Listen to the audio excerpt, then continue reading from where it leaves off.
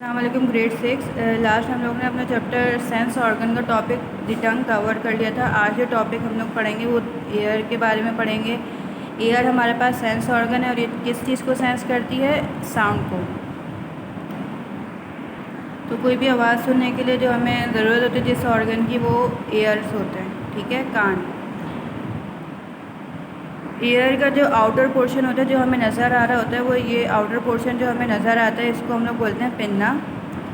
Pinna जहाँ पे ये पिन्ना एंड होता है, यहीं से हमारे पास एयर कैनाल स्टार्ट हो जाती है। पिन्ना के साथ ही हमारे पास एयर कैनाल स्टार्ट हो जाती है, और जहाँ पे ये एयर कैनाल एंड हो रही होती है वहाँ पे हमारे पास एक थिन मेम्ब्रेन प्रेजेंट होती है जिसको हम लोग बोलते हैं एयर ड्रम। ये एयर ड्रम है, ये हमारे पास पिन्ना है और ये हमारे पास एयर ड्रम है। एयर ड्रम में हमारे पास ये देखें स्मॉल बोन्स होती हैं। ये 3 different types of small bones होती हैं। एक मैलियस होती है, एक इंकस होती है और एक स्टिरअप होती है। ये तीनों बोन्स हमारे पास किससे कनेक्ट हुई हुई होती हैं? इनर एयर का एक पार्ट होता है कोकेला, इससे कनेक्ट हुई हुई होती है। ये एक हमारे पास फ्लूइड फिल्ड क्वाइल्ड शेप का पार्ट होता है जहाँ पे ये तीनों बोन्स जो है हमारे पास कनेक्ट हुई हुई होती हैं। इस कोकला में हमारे पास स्मॉल हेयर्स प्रेजेंट होते हैं, टैनी हेयर्स होते हैं। और जो एयर की जो ऑडिटरी नर्व है, ठीक है, जो हमारा मैसेज लेके जाती है ब्रेन तक, वो भी इसी इनर एयर में प्रेजेंट होती है। जो ऑडिटरी नर्व होती है वो भी इनर एयर में ही प्रेजेंट होती है। ये हमारे पास किससे कनेक्ट हुई हुई होती है? नर्व है तो ये हमारे पास ब्रेन से कनेक्ट हुई हुई होगी।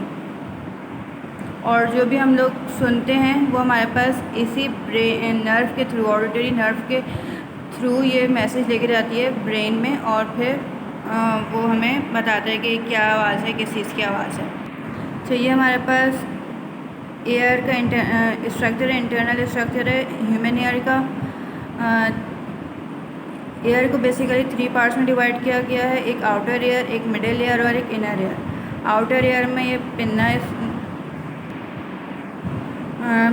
है, फिर हमारे पास मिडिल एयर में एयर कैनाल और ये 3 बोन्स आ जाती हैं। एयर ड्रम भी इसमें आ जाता है। इनर एयर में हमारे पास ऑडिटरी नर्व है और ये कोकिला है, ये सारे इनर एयर में आ जाते हैं।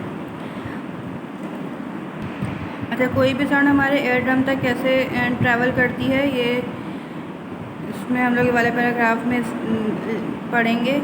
इसमें डिटेल दी हुई है कि कोई भी साउंड हमारे पास जो डायरेक्टली आती है तो वो कहाँ पे, ये आउटर एयर से होकर एयर कैनाल से ट्रैवल करके फिर ये आ जाती है हमारे पास एयर ड्रम में।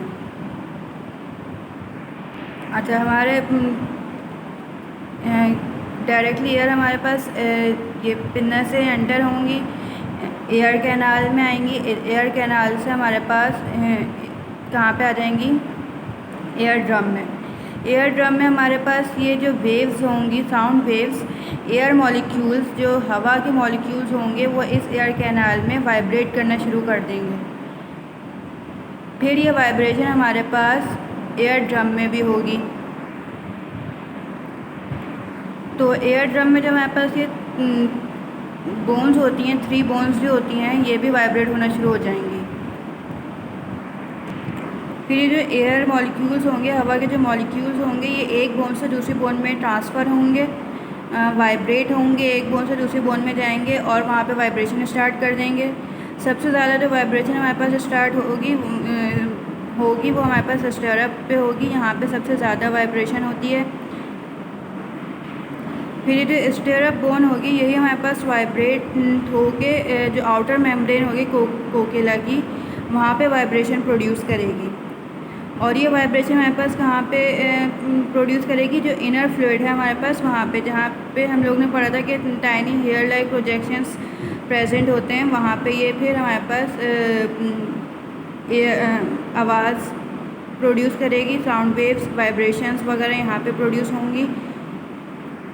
उसके बाद जो हमारे पास ये कहाँ पे, ये जो हमारे पास साउंड वेव्स, जो यहाँ पास ये वाइब्रेशन ट्रैवल होके हेयर्स में या सीलिया में जो आएगी, यहाँ पे हमारे पास इलेक्ट्रिकल सिग्नल्स प्रेजेंट होते हैं। ये इलेक्ट्रिकल सिग्नल्स ये इन वाइब्रेशंस को कैरी करेंगे ऑडिटरी नर्व के थ्रू, फिर ये ब्रेन में लेकर चले जाएंगे। एक दफ़ा फिर से मैं पूरा बता देती हूँ। यहाँ तक फर्स्ट 2 पैराग्राफ्स में हमें सिर्फ एयर का स्ट्रक्चर बताया है। यहाँ पे जो मैकेनिज़्म है कि किस तरह से साउंड एयर में आती है और एयर से किस तरीके से हमारे पास ब्रेन में जाती है, वो ये लास्ट 2 पैराग्राफ्स में बताया पेज नंबर 109 पे। सबसे पहले हमारे पास ये एयर डायरेक्टली आ जाएगी पिन्ना से एयर कैनाल में, एयर कैनाल से वो आ जाएगी एयर ड्रम में। एयर ड्रम में हमारे पास ये वाइब्रेशन साउंड वेव्स की फॉर्म में आएगा और फिर यहाँ पे हमारे पास भी ये स्मॉल बोन्स होती हैं जो हमने पढ़ा था, ये जो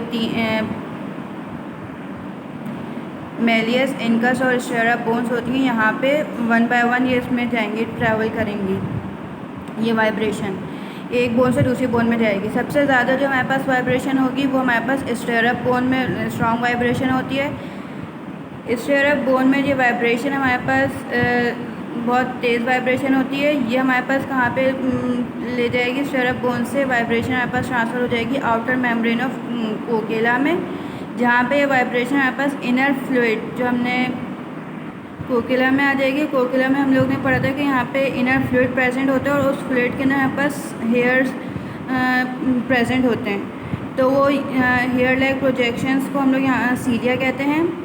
यहाँ से फिर ये आवाज़ इन हेयर्स की वजह से हमारे पास ब्रेन में जाएगी। कैसे, हमारे पास ये जो हेयर्स होते हैं, ये जो हमारे पास हेयर्स होते हैं इनमें मूवमेंट होगी और फिर हमारे पास ये इलेक्ट्रिकल सिग्नल्स प्रोड्यूस करेंगे। वो इलेक्ट्रिकल सिग्नल्स हमारे पास ये वाइब्रेशन को कैरी करेंगे, इन आवाज़ों को कैरी करके ब्रेन तक लेके जाते हैं। किस नर्व के ज़रिए, ऑडिटरी नर्व के ज़रिए। फिर ब्रेन हमारे पास उन इलेक्ट्रिकल सिग्नल्स को साउंड में कन्वर्ट करती है और उसके बाद फिर हमें पता चलता है कि ये किस चीज़ की आवाज़ है। और ये सारा प्रोसेस हमारे पास बहुत कम टाइम में होता है, मिलियनर पार्ट ऑफ सेकंड, ठीक है, सेकंड से भी बहुत कम सेकंड से भी बहुत कम टाइम में होता है ये हमारे पास ये पूरा प्रोसेस। अच्छा, सेंस ऑफ हियरिंग, सुनने की वजह से ही हम लोग बहुत सारी आवाज़ों को डिफ्रेंशिएट कर सकते हैं। हम लोगों को लाउड, सॉफ्ट, लो पिच, इन सब को हम लोग डिफ्रेंशिएट कर सकते हैं। इनमें प्लीजेंट, अनप्लीजेंट साउंड को डिफ्रेंशिएट कर सकते हैं। ये सारी चीज़ें हम लोग सुन के ही हमें पता चलता है कि ये किस तरीके की साउंड है। अच्छा, जो हमारे पास ईयर्स होते हैं वो हमें हमारी बॉडी को बैलेंस भी करते हैं। जो हमारे कोकिला में हेयर्स प्रेजेंट होते हैं वही हमें हमारी बॉडी को बैलेंस करने में हेल्प करते हैं। वो हेयर्स, हम लोग ने उसका पीछे एक फंक्शन पढ़ा था कि वो हेयर्स हमें जो इलेक्ट्रिकल सिग्नल्स होते हैं वो ट्रांसफ़र करते हैं ऑडिटरी नर्व के ज़रिए ब्रेन में। यही हेयर्स हमारे पास सिग्नल्स ट्रांसफ़र करते हैं ब्रेन में और फिर कि हमारी बॉडी की पोजीशन क्या होनी चाहिए, और इससे हम लोग अपनी बॉडी की पोजीशन भी बैलेंस कर सकते हैं। तो यहाँ पे हमारे पास एयर का टॉपिक कंप्लीट हो गया। नेक्स्ट हम लोग आई के बारे में पढ़ेंगे।